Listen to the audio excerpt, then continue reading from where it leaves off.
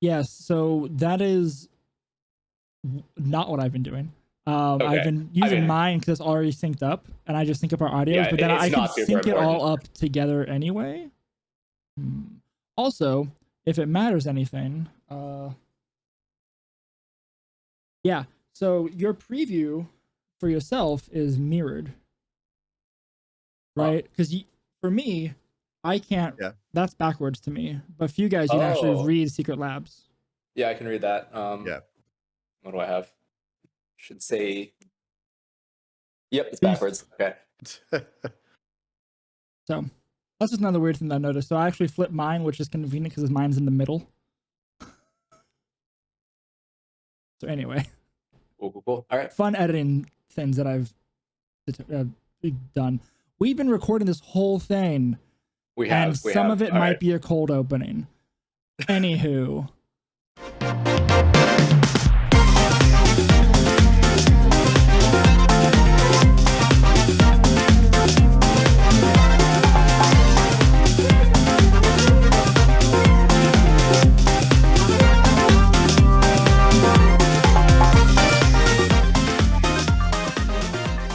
Welcome to the Game Corner, another video game podcast.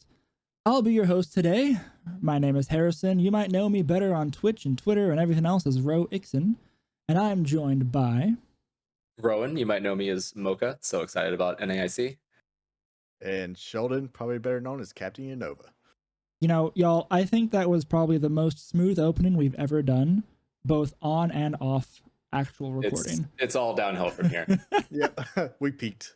Well, no, I said that's the best, not the best we've done, not the best it could be.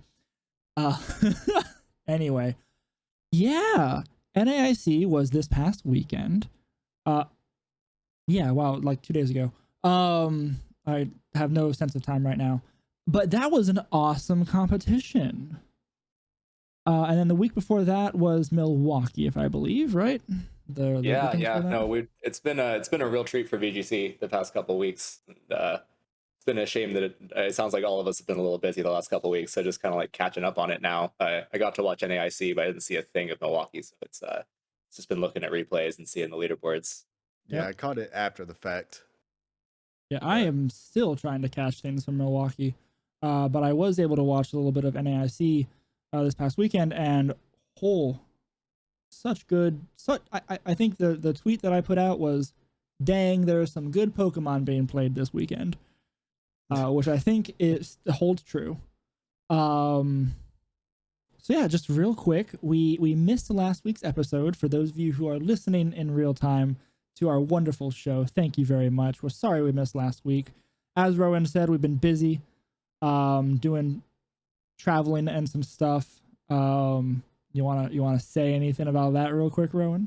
Sure. Oh, I was at a bachelor party, so my liver is recovering, I guess. It's recovering. I say, I won the draft league that I said I was going to play in the other time, so I got first place in that. Yippee! Oh, nice. And I'll be playing on Team India in World Cup, so like VGC is still going pretty strong. Oh, I didn't know you got into that too. That's exciting. Yeah, I'm super excited. There's so many players who are better than me, to be perfectly honest.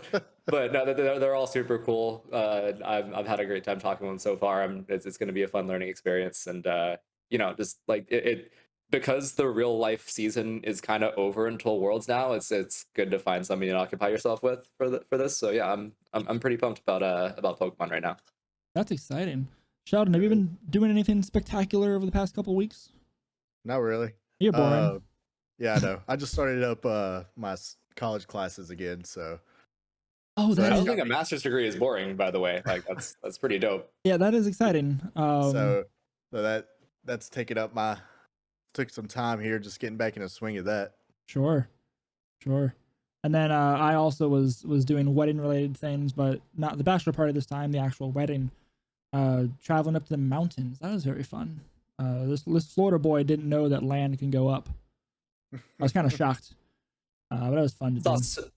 Fellow Florida boy, I saw snow for the first time when I was 18. Wild. I saw snow on the side of a highway in June. It was late spring. It was almost summer and there was snow. I was shocked. I stopped on the side of the highway and made a snowman. Also, if anybody calls me, if I call myself a Florida boy, I'm giving both of you permission to just like off me, like if I say it again about myself, just do it. Are you a Florida boy? I was born. No, I was not born. I was raised in Florida, and then I got out. Is that our option to off you now? Because you said it twice. I didn't say the phrase. Fair point. Say the phrase. It's yeah. Okay. Yeah. Okay, I'll give you that. Okay, cool. Learning something new every day. Let's. I've been to Florida. That's true.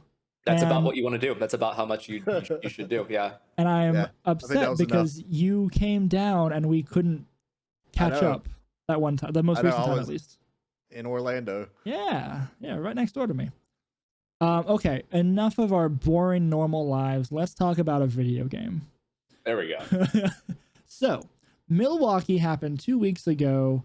I know we just kind of got through saying we didn't really get a chance to see it live, and we're still kind of, I'm personally, I've seen very little of it. Still trying to catch up on just what happened.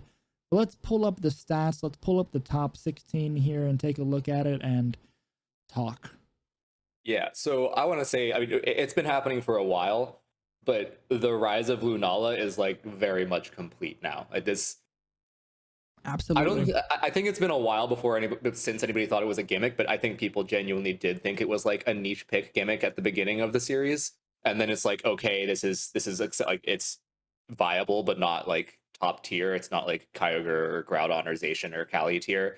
I think it is easily as good as those, and honestly a lot better in a lot of cases. Like the option to have something that bulky that's ghost type but also Oko's Incineroar for some reason, like it has the same 4 times weakness as Calyrex, but it Oko's Incin. It's not like I think it's so cool that this thing is like actually making an appearance now and it's doing so well. There's a million things to talk about though. I'm gonna let you guys take it. Yeah, I was gonna agree with you, right? Like I think almost every episode so far we have said that Series 12 is super long and the meta is still evolving, but this is just more proof of that, right?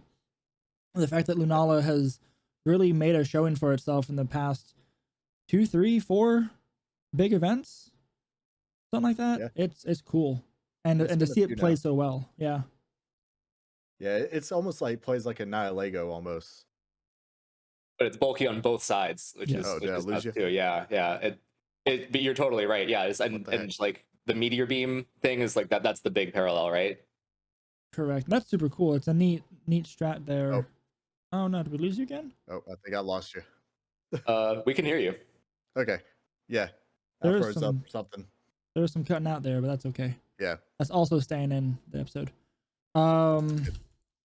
Filler time. I think the biggest takeaway from Milwaukee though is Ding Dong Bronzong.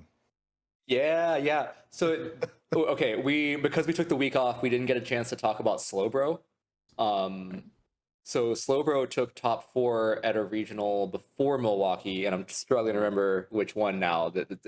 Pokemon chooses some weird locations. Vancouver was it? Okay, yeah. So, and also this little side note, I'm a little annoyed because they did this literally as I was recording my Slowbro video, so I looked like a bandwagoner as soon as I posted. But no, like, but Slowbro's so cool. I just want to first put that out there because it's like you never see Registeel or Ferrothorn anymore because Zacian with Sacred Sword exists, and it. Just like, I don't care about your defense boost, and this is super effective, and I'm Zacian, so bye. But Slowbro resists Sacred Sword, and it resists Behemoth Blade, and it can do all those things, and it gets Slack Off too, so it just gets recovery. And this was an Iron Defense Body Press Bronzong, so it doesn't resist Sacred Sword, but it's neutral to it, because it gets that Psychic typing, but then it's better than Slowbro, and that Steel is just busted as a defensive typing. So for your like setup defensive mon, that's so cool. And they took it, and Zhangji, I really hope I'm not butchering that, but Zhangji took first place in this, and then spoiler, they did really well in NAIC too. Like, super consistent from such a good player like that. Right, yeah. And it's such a good. Because I remember people at the start of the series were running it as like a Cali Ice Rider counter, because they can't touch it. Yeah. The levitate, yeah. Like it just can't do anything to it, especially after like an Iron Defense. It was not Vancouver that had that. It wasn't. It was Milan. It was Milan. Okay. Yeah. I'm looking through trying to find it. I was like, ooh, wait. Ooh, yeah. I don't want us to misquote there. Milan. love to spread misinformation on the internet. Yeah, My favorite thing to do. that's what we all need to do with our platforms. It's very important to do. Anyway, I'm kidding. Yeah, so Milan 4th place, Andrea Olea, right, with that Slowbro team. Oh, and they have a report. Yeah, no, it was very extensive. I think Audie has a video on it too now. Nice. I will not read that later, if I'm being honest, but I'll think about it later. I'd recommend just watching Audie's team reports. They're like, you can skip around. They're very good. Sure. But it's cool. Like that, it's just a neat pick, right? I mean, there are other neat picks, even in the Milan teams that I'm looking at right now, like there's Shit Ninja, which is just cool. There was a lot of Shit Ninja on stream on the NAIC too. A lot of Shit Ninja, I feel like. Yeah, I think that's another. We talked a lot about regional differences. That's another one. Like, that's Europe. Europe loves their Shit Ninja, and I hate it, but it's good. Like, you can't argue with that. Yeah, I was gonna say, I think any Shit Ninja is a lot of Shit Ninja. To be fair, too much Shit Ninja, one could say. Not too much. It's a niche pick. It does some cool things. But yeah. So like back on Milwaukee, I just want to like, I guess on the same topic I was talking about the first place winner doing well. So many people who did well in this also did well at NAIC. I was gonna say, look at that number 4 place in Milwaukee, James Evans. James Evans, Chongjun Peng, Raghav, Paul Chua. Like, actually, I'm not sure how Paul did at NAIC, but like, there are so many people who did well at both, and I think that just like goes to show like that there is so much RNG in this game, and there is a lot of like things you can't account for. But when it all comes down to it, good players do well in general, and like it. Just that kind of thing proves that there is so much skill involved at this high level. I was gonna say, I forget if we mentioned it on the show before or not, but like it's not getting first place. It is being consistent. Yeah. Consistently bubbling up to top cut and all that fun stuff. Like that is the key point that makes a good player good in this game. Because of the RNG, because of everything else. Which speaks to like people like Joe UX9, who now top 4 at EUIC and NAIC. That, I don't know. It sucks to always be the bridesmaid, right? Like obviously everybody wants their moment to hold the trophy, but I feel bad. Really speaks to those people.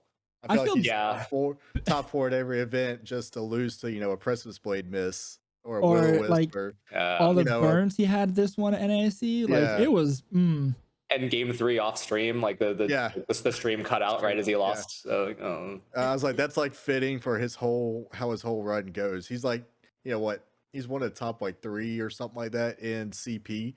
Yep. But he just can't get past whatever that barrier is. He's so good. He's consistent. Joe, I love you, but are you cursed with just bad luck? Has RNGesus frowned upon you? Go to Poke Church at some point. Do you want to come on the show at some point and complain? We'll welcome you with open arms. I was gonna say I think he's saving all his luck for Worlds. I mean, like all that stuff just goes down the toilet if you take first in Worlds, right? Like, yep, that would be that'd be a beautiful like end to that saga.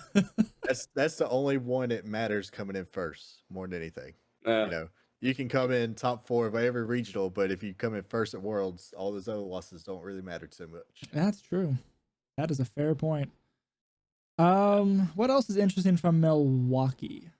I mean, we can talk about Nathaniel Sittler here. Like, I've seen this pattern a little bit more recently. Is Charizard on Kyogre teams? It's just kind of it's just very different dual weather. I don't know if this was the one, but at least one of these teams I've seen has like they have the Whimsicott for Tailwind for Kyogre, obviously. But then the Whim also brings Sunny Day. Yeah, that was his team. Which is very cool. So you get like nukes on both sides of the weather, and you have something to answer both kinds of weather teams. And then the Clef is very interesting too. Like Clefairy is kind of like it's an awesome Pokemon. I've loved Clefairy in like non-restricted formats. But there's a certain dog who doesn't like Clefairy existing, so it generally hasn't. But I mean, I guess they found a way around it. It kind of makes sense that like Calyrex, Shadow, Kyogre, Charizard, and Regieleki all like to eat the dog up. So like it kind of works for them. But they like that little bit of extra bulk. you get from Frengard too. So Yeah. it reminds me of like a Series 5 team or something, because that's kind of like what we used to run back then. You'd run Sunny Day Winds with Yeah. Charizard. So Yeah, that is really neat. I like the idea of the dual weather there too. That's I had not Yeah. seen that yet until this conversation. Yeah. I think Early Charizard- format. Sorry, go ahead. I was just saying, I think Charizard on a rain team makes some sense, because you don't always Hurricane. want Hurricane, and then just if they bring Sun, they set Sun up on you, and you got a Charizard you on have the field. you have answer. Yeah, you can benefit from you it too. can't bring in Groudon Yeah. into a Charizard, so it makes a lot of sense to me anyway. That is a You know, pretty at the neat. end of the day, it's the same speed as a Zapdos, and Yep. people love to bring Zapdos next to Kyogre for the airstreams. It's the same deal. Like, Yeah, Yep. good point. I just feel like there's probably more upside to a Charizard, probably, and this especially in a Groudon heavy meta. I was gonna say when the other main, like the top two restricteds are gonna be Kyogre and Groudon, right? You're gonna just see all that weather back and forth. Yeah, you want something that can answer that, and just having a Charizard there, like you said, you get some benefit even though it's not your son. yeah. Otherwise, I'm not sure. I guess at the very bottom of top 8, Chirayu Gupta, they brought a Reshiram, and so like Reshiram isn't that like novel anymore, but the way they ran it is in that you normally see Reshiram basically as a Palkia substitute on Trick Room teams.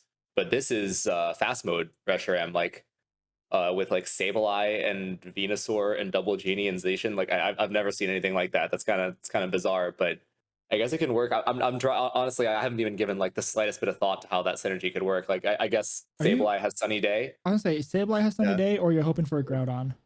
And you get Quash. Yeah. Sableye is always good.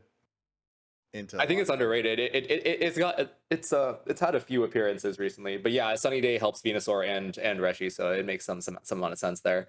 Sableye was really popular in earlier series, but you're right. I have not seen a whole lot of them as of late. And then we have an Urshifu in top 8 too. Another mon that has Urshifu is on a roller coaster. He has its ups and downs. It's amazing in some formats and not as good in this one. Like it's one of the ones that like it was clearly designed with Dynamax to check it, right? And then Dynamax Restricteds really check it. That's one of those ones that's going to be horrifying in Gen 9 unless the gimmick is just powerful. Yep. Unless you're doubling HP and everything else. I get the distinct feeling they're just going to dex it like probably. There was not allowing this into our future games is going to ruin everything. You kind of have to, I think.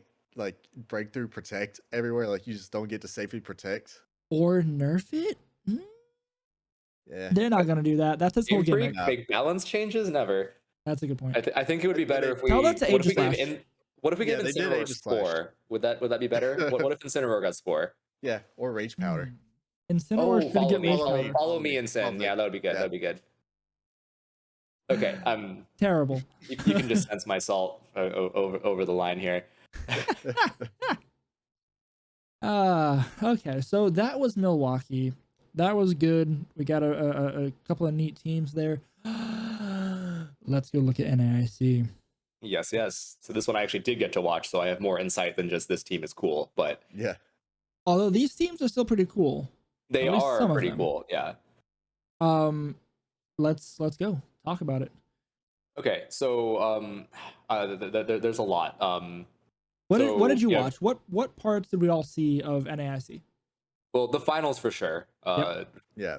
Which were unfortunately short, but like still pretty epic. I don't know. At least I was glued to my seat for the finals. Like it was a 2-0, but it was very cool. I think I saw the finals and I saw Agati taking out Justin Burns in the semis as well. Yeah. Both of those matches were very cool. Hats off to James Beck too, like being a content creator and making top 8 at internationals. It's nuts. Yeah, I was surprised. I haven't seen a lot of James Beck lately, but yeah, he did really good in it.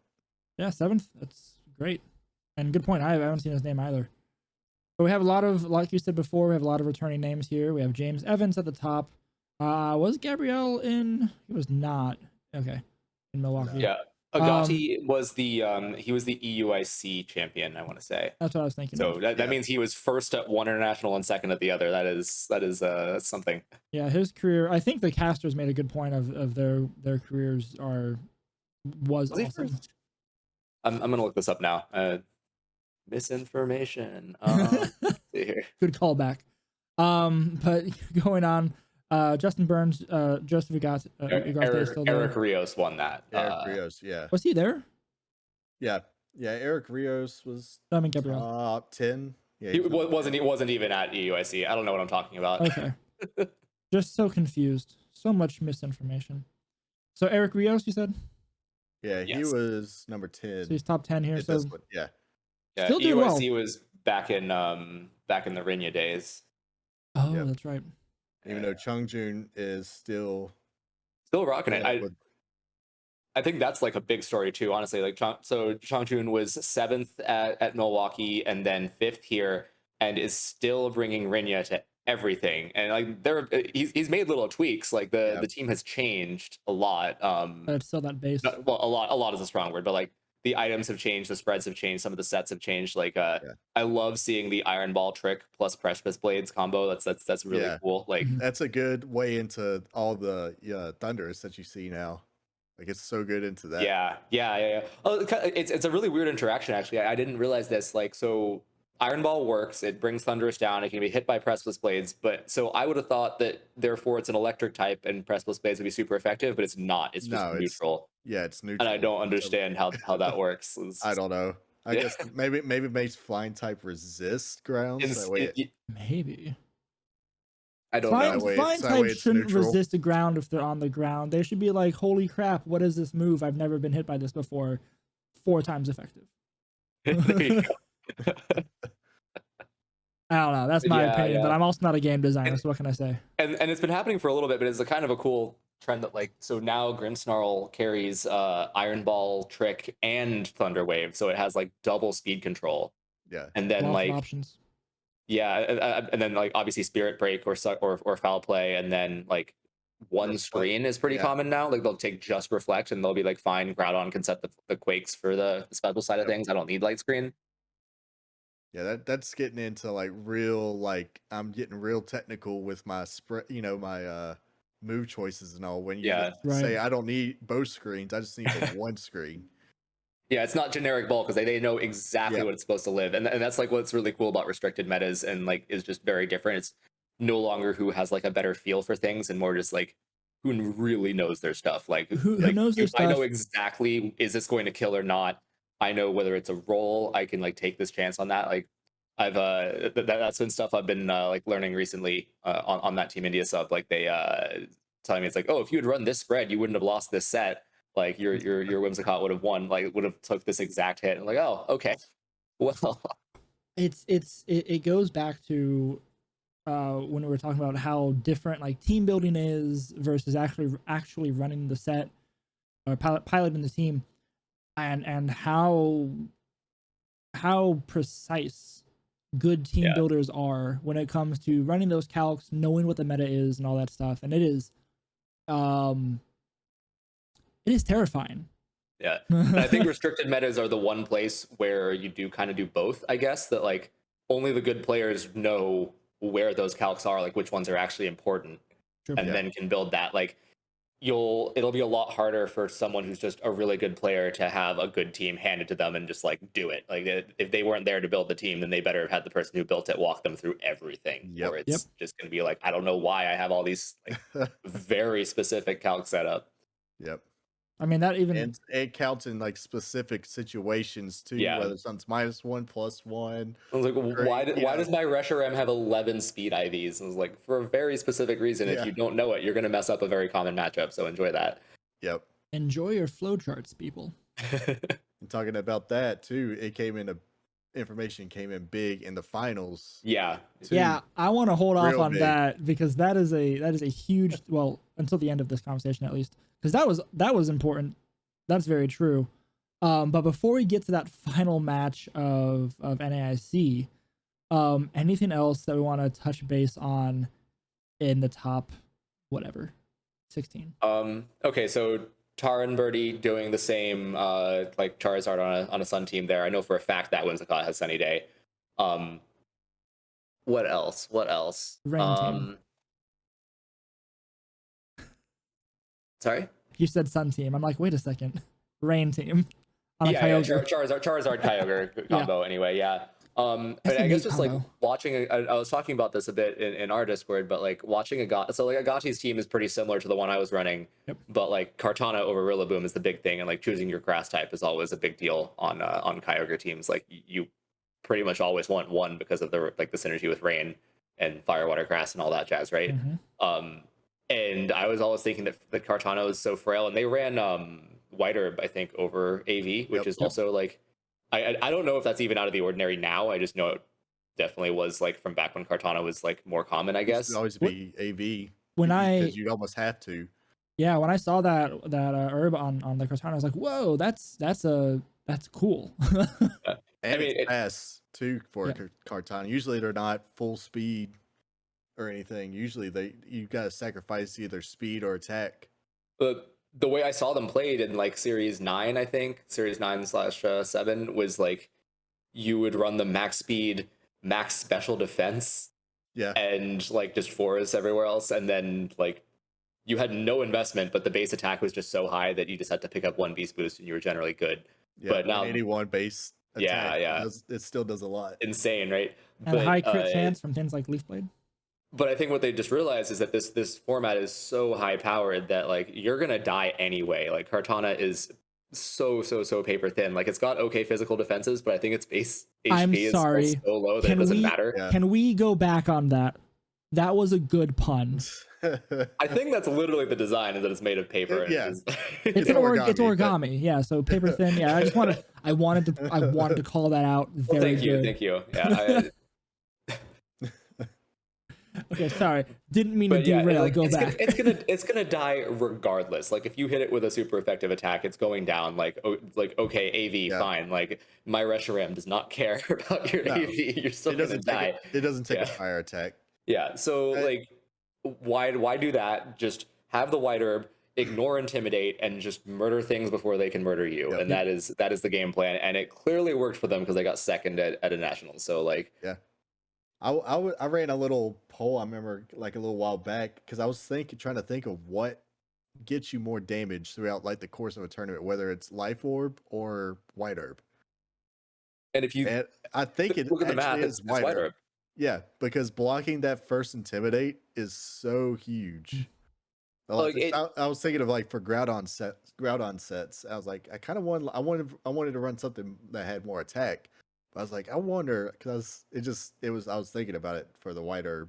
The only thing about White Herb versus Life Orb in that thought experiment is you have to know and predict and play that board state exactly right, or you just lose that benefit potentially. Right? Oh, definitely. So that was very cool. That they like good players look around this stuff. So like I'm not going to talk about the thing we were talking about in the finals, but one of the very cool things that James Evans did there was that they would be like, okay, I know there's a White Herb on your Kartana. I'm going to do some random attack. I think they did Phantasm, but like I'll do anything to lower a stat that isn't relevant so that then Ixen can come in, then Ixen can parting shot you, then they can intimidate you. And that was awesome. Like seeing those plays, seeing these top players maneuver the game, maneuver the board state, understand like their positioning, right? Like I know when I started really trying for VGC, like really playing this game 2 years ago now, 3 years ago now, whatever, I would have been like, what are you, board state? What positioning? What are you talking about? I'm gonna click Tailwind, I'm gonna click Water Spout, and you're gonna die. These 4 mons, they don't move. There's no positioning. It's like, oh wait, no, hold on. It's that is it, those have meaning, and it is wildly important at this high level play. So if you just think about it, like, so Incineroar has what usage stats now? Like 70. Like I think it's like as bad as it was in Ultra Series. Like it's unfortunate. And then add on the fact that if they don't have Ixen, they almost certainly have Lando or something, right? So Intimidate is coming for you. 76%. Oh god, I hate that so much. Hey, we're not you gonna have get it. a- We're not. then you- That's a different well, episode. It's then just you an have a hour of restricted me at complaining about 63. Incineroar. You got a restricted at 63% too. So, Yeah, I mean, it's not much better. yeah. Zacian's yeah. Anyway, so like it's you Intimidate is coming for you undoubtedly, especially if Yep. you're also running Zacian. Incineroar is going to be in 76% of your matchups. So like if you think about that, then if you want to lead your physical attacker, and if they're an airstreamer, you often do, then like you're gonna see it. And then think about it. Intimidate is a 50% drop, not a 50. Yeah, it's a 50% drop, Yep. whereas Life Orb is a 30% boost. So Yep. just in terms One of raw Intimidate. numbers, the White Herb is saving you way more. Like Life Orb is like nice risk reward, and that if you can position it just right, you got that extra 30% on top of nothing, on top of no drops. But like if you ever want to lead with that mon, then it's just not going to happen. Mm-hmm. Yep, that is true, and it's again, the experience of these high level players and them knowing what to do gets the most out of things like that, right? It's wild to me. And then like watching Agati beat Burns, who is hard trick room, so like That was yes, good. That was a good match. Yeah, like I know that Kartana has the type advantage on the two restricteds, but again, paper thin, they are bulky and powerful as anything, and like he still just positioned it properly and won. Like it's so cool to see that. Like it's very different from how I play that matchup with just like my Rillaboom is bulky and my Kyogre is bulky, and we're gonna swap it in Incineroar as many times as we can handle it. Like, and he was whiter. I don't think he was running Protect on it either, because there's some times you think you would have seen a Protect, but I didn't see a single Protect. Yeah, I mean, Knuckle, Airstream, Leaf Blade. I don't know what the fourth move was. Smart Strike. Yeah, it had to be Steel. So yeah, four attack. Yeah, Kartana. Four attack.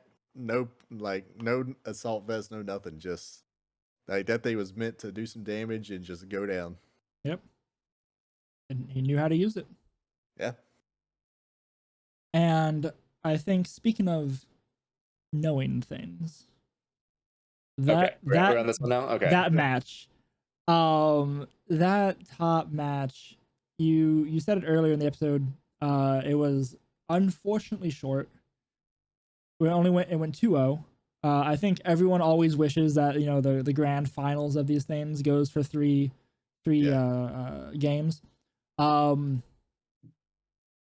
They were still good games. Like not taking any credit away from either of these players. Holy crap, so fun to watch. But Gabrielle, you got Max Quake. So yeah, there were two things there: the Quake and the Kyogre. Yeah, conspicuously absent. Yeah, I didn't get that. I guess he was scared of the. So my question is, I don't remember seeing his Kyogre's full set, but did he have Ice Beam on it? Yeah, maybe it was a Thunder one. I mean, that's what I'm wondering. I thought he did. I'm pretty sure it had Ice Beam. Like, this is a fast Kyogre. Like, usually you run Thunder. Like, Ice Beam is usually prioritized over Thunder, and you take Thunder if you're a bulky Kyogre, who like may not be taking Protect or something.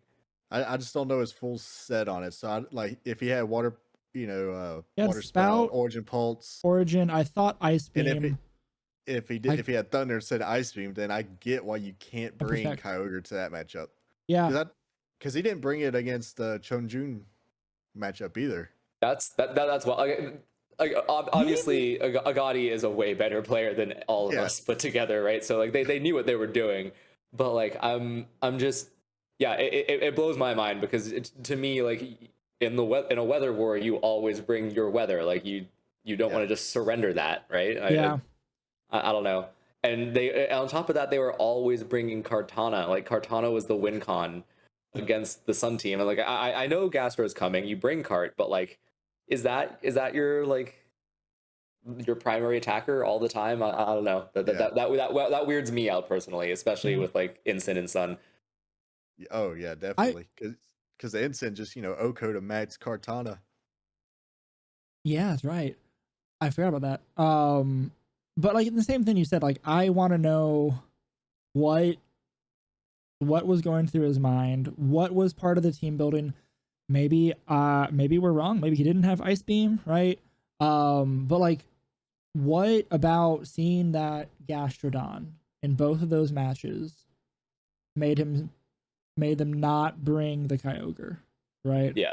So I guess we should spell out exactly what happened for anybody who didn't get to see those finals. Yeah. So basically, there was an endgame state where Agati had their Max Landorus alone against Max Groudon and Incineroar. Yep. No Intimidate on the Incineroar. Both the Incineroar. There's the Landorus had neutral attack. It had not been intimidated, but it had managed to intimidate both Incineroar and Groudon. Yep. And basically, it's just the board state is like, if you can kill this Incineroar, then you're going one-on-one against a Groudon that's taken an Intimidate, and it can't hit you with its stab. So like, you're in a good spot unless they get a burn or something, and he right? had a turn of max on him too, didn't he? Yeah, had an extra turn of max. So the idea was, you better kill this Incineroar, and then you can take care of the Groudon. And so they said as much on Twitter. It's not even supposedly. They 100% thought that Incineroar was Shuka, and therefore would take half damage from Quake and wouldn't die. And so they went for Rockfall instead. Unfortunately, that was outdated or just wrong information. And apparently they did even show the safety goggles earlier in the tournament. So they really should have just seen it on stream. But I mean, obviously you're managing so much. It's hard to really blame the person for it. So they put Rockfall into it, barely missed the Oko. And then of course the sand didn't kill it because it was goggles. It lived with like less than 10 HP. I was like, that sucks. That's a roll. Probably a roll, yeah. And like the goggle saving it is just like insult to injury, right? Because it got the parting shot off. Even if it died to the sand and it just missed the KO with Rockfall, I think that James probably still takes it anyway, just with having the double up, right? After the drop, right? Yeah, but we were talking about it in Discord, and I think you and I were talking, and I was like, man, he needed that instant to go down that turn. Yeah, that instant not going down to that Rockfall was, I think that was game, right? But had they quaked the instant, it would have been easy Oko, obvious Oko. Yep. Just because of stab, and then you have the one-on-one where you have the type, not a real type advantage, but somewhat of a type advantage. And they have the attack drop like that. Well, there was no way that went any worse. I was shocked at how much damage that Groudon was doing to that Incineroar. I mean, it was in the sun, and it was like a fire punch, right? And probably with Intimidate. Was it Heat Crash? Didn't he have Heat Crash? One of them had Heat Crash. Yeah, I can't remember. There were a lot of Groudons. There was a lot of Groudons. Yeah. I do remember one of them having Heat Crash and being unable to attack Dino. Yeah. But I was looking at it, and I was shocked at how much damage it was putting out to that Landorus. That even without the Incineroar going down when it should have, I still wonder. It would have been close. It was up to rolls at that point, I think. So the reason it did so much was because of the Phantasm drop. Yeah. Effectively been right. neutral. Yep. Okay, you're right. So what happens is that if they get the kill on Incineroar, then the white herb stops the first Phantasm drop, and they can max guard the next one, and then they have an advantage in max turns, and then they win. Good call. Yep. But they didn't get to max guard the next turn because they needed to kill the Incineroar. Right. Yep. I see. That makes the most sense. And then enlighten us. What was the next game like? But that was game 2. Was I want to say. Yeah, that was game 2. Yeah. Game 1 wasn't as decisive. As rolly. Yeah. You know, it was a little bit more. James Evans kind of flat out wanted that one more. I don't think. Yeah. Agati had a. It was looking really good for Agati in the beginning, right? And then he turned it. Is that the match I'm thinking of? Oh no. So the thing that threw me for a loop with game 1 was that I just assumed that Kyogre was in the back. It's like, why would it not be? And so there was a point where Agati had speed control, had a max Kartana, and just like, your Kartana's faster than everything on the field. If you just send out Kyogre and Airstream, it gets to Water Spout against the Groudon that's already here. You get weather control. Why didn't you do that? I don't get it. Like, you're better than me. Why did this happen? Because it wasn't there. Because it wasn't there. Yeah. Landorus is a funny way to spell Kyogre. Yeah. Yes, I think that's correct. I need to go watch these matches again. Very good weekend of Pokemon. Honestly, I'm glad I've got stuff to play because it's going to be weird being starved for it. I've gotten used to such cool like IRL events to watch every weekend now. Yeah, we got Yeah. a little over a month till the next big one. But Worlds is going to be awesome. I'm yeah. upset I won't be in London for it, but There's a ton of people going in. I think I told y'all about that thing Billa shared Yep. because he does all the stats usually with all the tournaments and everything, but it's going to be almost as large as the last Worlds. Even considering though, COVID is crazy. Like it just speaks to how big this has gotten. A lot of them is going to be Japan sending a lot more than usual too, because they had like a build up. They have a weird like formula they send people under. But yeah, I'm surprised so many people got enough CP. Yeah. Well, but No, I mean there were no locals, less regionals than usual. And even on top of that, like, okay, fine. Like if you're really good, you get around that kind of thing in America and Europe and even Japan, because like you said, they have a different setup for it. If you were in Latin America, you were screwed by this. Like They were. I think Latin America was screwed. there's usually like a solid 10 to 20 regionals there. There was one this year, literally one, and then like people have to just deal with visas and like very expensive plane tickets, especially relative to your local currency. I saw people on Twitter complain about that, and I didn't. Again, I mean, it's no one's fault, but it sucks. It sucks, and I didn't realize how big of a problem that was. Not even like, just coming into the scene, right? Like understanding how Worlds and CP works. I would not have like without that I wouldn't have guessed that there was that much issue for people who aren't in one of these, the United States, Europe, whatever, Japan. Yeah. It's even wild. winning one regional, you don't get not enough. It's 200 points. You need 400. Yeah, like what's the even point of even having one if you can't even support players to go to Worlds? Also, I think from that list, I think Europe actually is sending the most, which is it kind of makes some amount of sense. Yeah, like they have the most access to these events, and also just like I assume raw population, the continent of Europe has more people than America, right? I went to college. I should know this kind of thing. I do not. No idea. You called whatever. The Canada. California Canada thing. Let's see if you're right on population of America has like 300 million, right? It was 300 million a minute ago. It's probably like 350 to 400 nowadays. Population. So I got the numbers here from that post from Billa. So EU this year is sending 123. 2019 they sent 131. North America is sending 67, sent 97 before. Latin America is only sending 40 compared to 89. Yeah. But Australia and New Zealand is actually sending 20 compared to 19. So they did not move. Yeah. So okay, what are the raw population numbers? All right. So another notch in Rowan's belt here. United States population as of 2020 it was 329.5 million. Only 29, really? Okay. Yeah, and then the population of Europe in 2018 was 746.4. Okay, million. yeah, a lot more. And like, granted, that counts like probably parts of Eastern Europe that aren't making it, but like, I don't know. Yeah, a lot of people. Still a lot of people. A lot of people Stands there. to reason. More people to play Pokemon. But yeah. Yeah. To the original point, though, like all this stuff is happening, and we still have effectively as many people going to Worlds. Like that's super cool. It gives you a lot of hope for the game as an esport to continue and get so much better. Like you take all this hype, you bring it into a new game, which like whatever your opinion of Sword and Shield was, I think Scarlet and Violet look a lot better. Like they take all the things that Sword and Shield kind of pioneered, and it's just like, what if we did those, but like well this time? You mean like working on the Switch? like the trees specifically. We're all hyped about the trees, right? Yeah. Okay. So now that we're gonna have top tier trees, and you have all these people going into it, imagine what the 2023 season looks like. I'm really excited to see it. I think it's gonna be so cool. It's gonna be a lot better. Yeah. Also, to add to the Worlds invite, I finally found the Japanese numbers. So, For this Worlds, they have 21 day 2 invites and around 100 day 1 invites.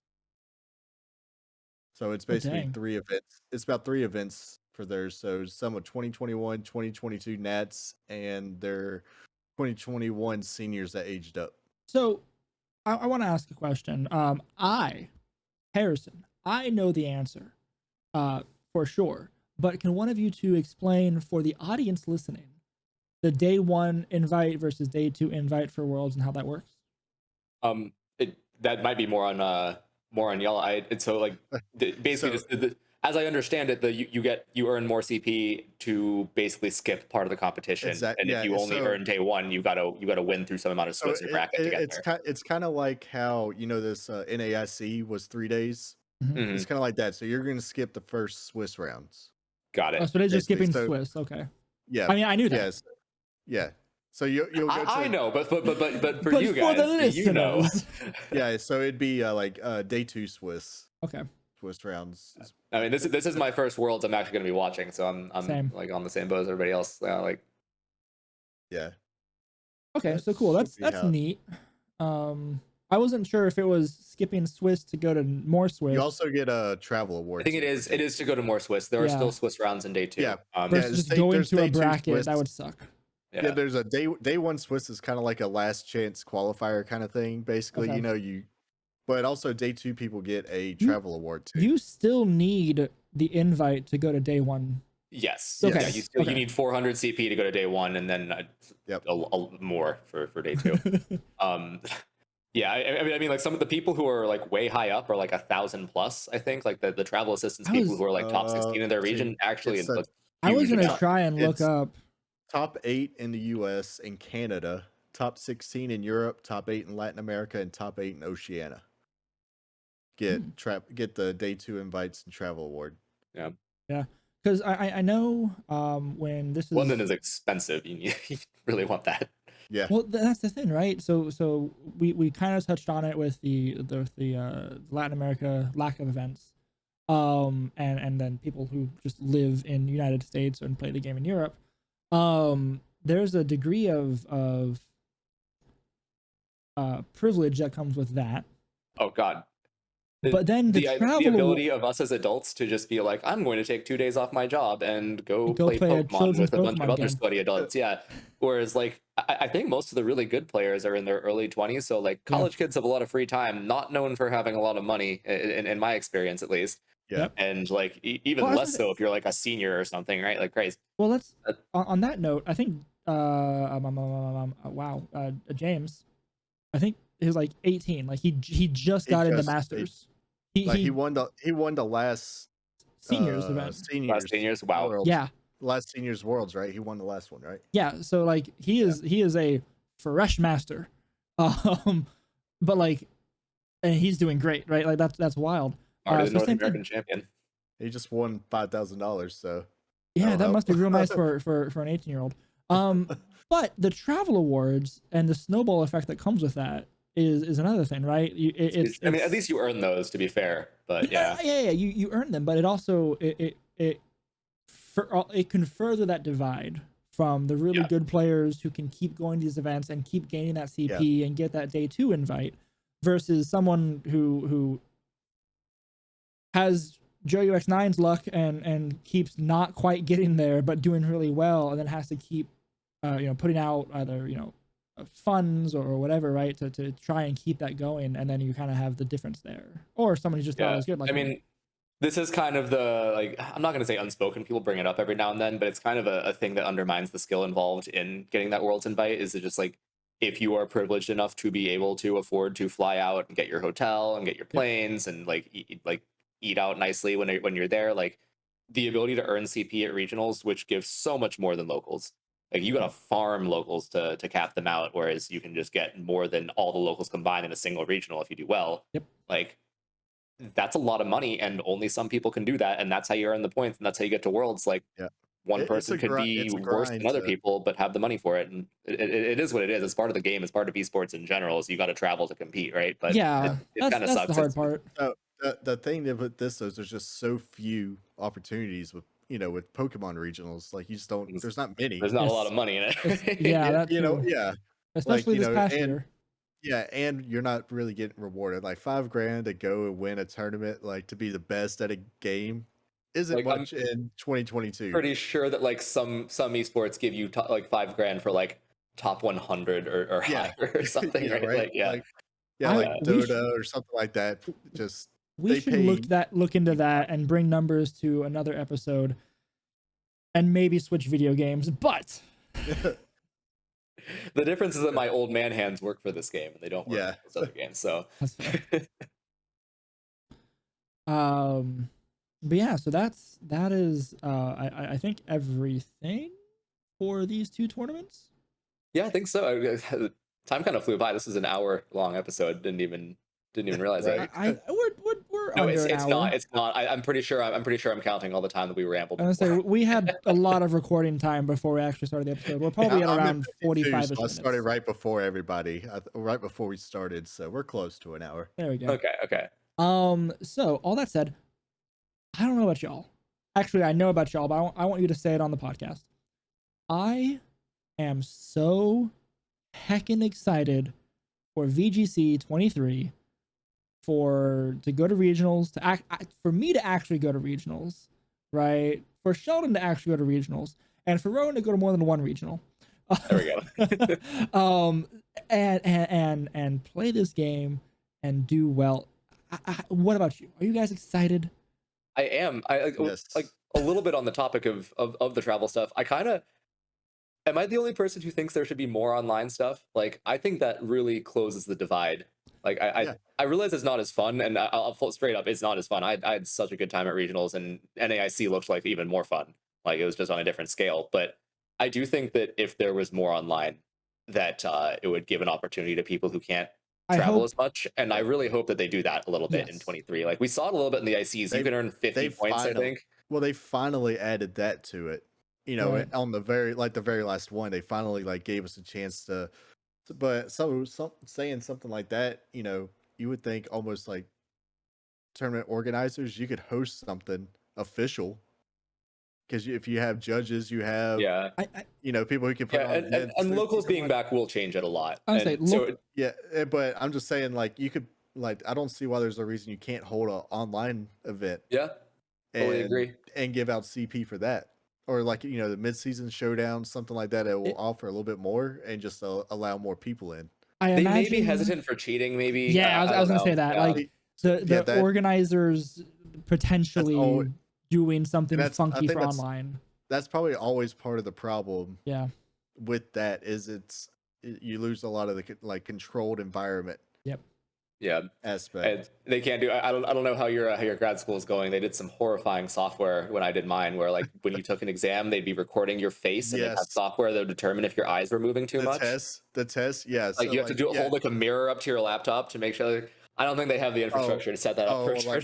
Like mine had like you may not move during your VGC games. Enjoy. Yeah. Like you had to have the camera on you, and you couldn't like look away too much. So what I've done for some of my tests is I took like this was for a physics class I took online, and because some of the formulas like they wouldn't give them to you. You just had to I had to Google some of them because they weren't even in the book they gave us. So I wrote them down real big and put them on the wall behind my computer. Don't let your professors see this. Like however many years later. So I'm like looking at my webcam. Your degree. Right. So I can look at my webcam and then. Yeah, I'm like it was crazy. Like I've heard these horror stories, and I'm so glad I'm waiting on that part of my life. I'll wait on my master's degree. I'm not even sure. Like, I didn't actually need mine. I don't know why I did it. Sheldon's gonna do something cool with his. I've also heard things like that. For you and me, software engineer, you don't really need it a whole lot. Depending, right. What you I keep forgetting you and I do the same thing for a living. Yeah. Yes. Just some wall decoration. Literally, it's bragging rights that none of my friends care about. So yeah. There you go. Pretty much. Yeah, but on the happier note, I went a little doomer there for a second. Like, yes, I am super hyped for 23. I think that there are going to be all these events. I talk a little bit about the local Georgia scene that I play with. We have multiple people who are going through or have already gone through the process to become an official TO. So I don't know if you guys know if you guys know Manny, Poppy Canton on Discord, like they've been they've organized a lot of art like unofficial tournaments. He was on stream, wasn't he? Yeah. Well, I mean, they did like they were like he was a volunteer on like on the actual he was a judge at it's a caucus, and I think a couple others too. But yeah, so like I'm super hyped. I think that if anyone can set up one of these locals, if you're just willing to like go through a couple of the tests or whatever that TPCI makes you go I'm through. taking the test for that next month for organizer. I have let us know how that is, because I wouldn't mind like figuring out either. I want to see. I did the judge. The judge is real easy. The VG judge is super easy. I did that. Yeah, I did that like a year and a half ago or something, and I still have it. I have done nothing with it, shocking no one, because of the state of the world. But I want to do the TO one too, and same thing. I want to start something here in Florida, or at least close to me. I don't know. I was looking at the Play Pokemon like event finding thing to see if there's just anything that exists, and there is not. For anything, whether it is Go, TCG, VG, any level of play. And I'm like, what the heck? I thought that was coming back sometime this month. So maybe it's still forthcoming. I don't know. But yeah, no, same thing. I maybe I'll wait for you to do that so that you can give me all the answers to the test. There we go. Back to cheating for our masters. Wait, hold on. I don't condone any of this. Us at the Game Corner. It's a joke. Yeah. But no, that'd be a cool thing to do, nonetheless, right? At the very least, I want to do it to understand what they go through for big events. Maybe a little better. It's kind of cool. Yeah. And try and get connected in that scene. The other thing, not gonna lie, the other thing that I want to do as a play Pokemon professor is get that lab coat. I want that lab coat so bad. Give you an actual lab coat? Are you serious? Yeah. If you do like events, you get like, the way it works is if you do events, you get points, and you can spend points at this store. And like one of the like most expensive things is this lab coat that they all wear. I want it so bad. It's dumb. I want it. That'd be sweet though. Dude, no judgment. I have a Snorlax beanbag behind me. Like I am envious of your Snorlax. It's pretty cool. Now that I have the space, I'm gonna get some of those like absurdly large plushies. It's only a matter of time before my wife is really mad at me for buying them, but I'm gonna do it anyway.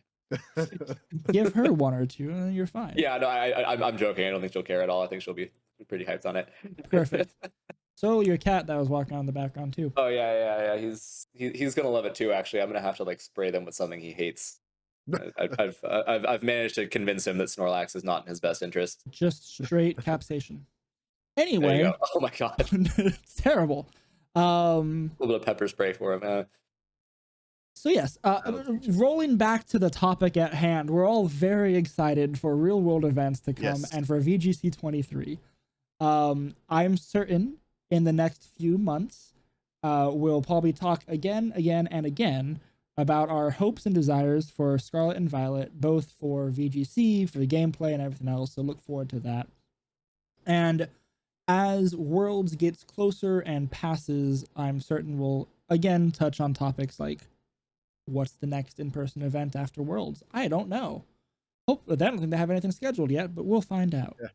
We'll let you know when we know. It might be a little bit more Sword and Shield before Scarlet and Violet comes out, actually. I mean, time-wise, yes, but I don't know if they'll be they did it. They did it for Ultra Series, I think. Did they? They did it for Ultra Series, yeah. Some people were actually still playing Ultra after Sword and Shield dropped, even. Oh wait, no, I remember that. Now that you say it out loud.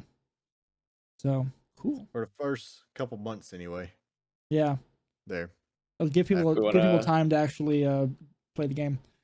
Do our plugs get out of here? Yeah, I was gonna say. There's one thing I do want to say too. A very interesting fact. I don't think we mentioned it in the last one because I think it happened after. But I think one of the coolest things that came out of regionals lately is Sajin Park has now qualified for Worlds in VGC, TCG, Pokken, Unite, and Pokemon Go. So he did Unite. I have a busy day. Yeah, he did Unite and Go this year. I just want to say none of those games are like, okay, TCG and VGC are kind of the same genre. Literally none of those are the same. No. But so he, at some point, you know, in his career, he's qualified for Worlds in every game you could qualify. Didn't someone say he was also at Smash World Tour? Like, yeah, just has like gamer genes. Like, yeah, yeah. I just can't believe. Like, it's one of the most fascinating things to me is that you're going to World, like Sajin Park is going to Worlds to play Unite and Pokemon Go this year. Like, that's wild. Crazy. And actually, on that note, one more thing about NAIC that we would just be neglect to not say. Where's the name? Oh gosh, I just saw it. Matthew Varive, I think, was a TCG player at NAIC who brought a full 60 card deck of jumbo novelty TCG cards and made the judges question if that is legal. And they ruled there's gotta be is. someone to to make the rule happen. That's awesome. It's a beautiful thing too, because you can't even run a functioning deck. I have not played much TCG, but I know you need energy cards, and there are no jumbo. Yeah. That's your like resource, and there's no jumbo energy cards. I was gonna look up if those existed. Show up and just like. So that's he how did you not come to win. No. He can make a statement, and he did. Okay? And it was beautiful.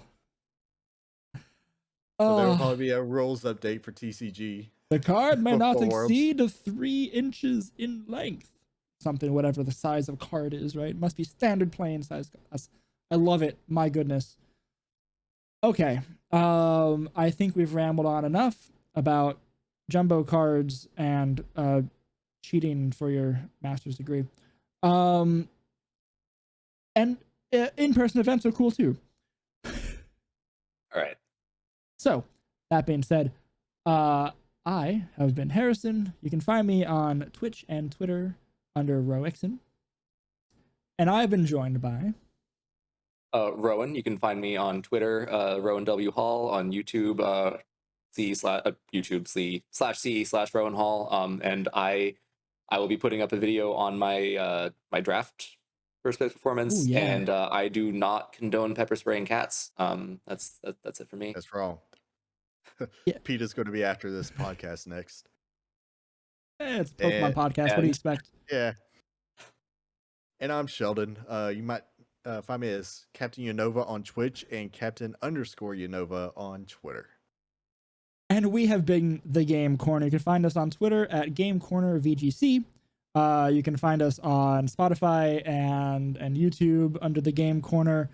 No, we do not condone animal violence. Yes, we are excited for in-person events and everything else going on. And it has been wonderful talking to you all. Until next week and the next episode. And before I forget, I was reminded post-recording.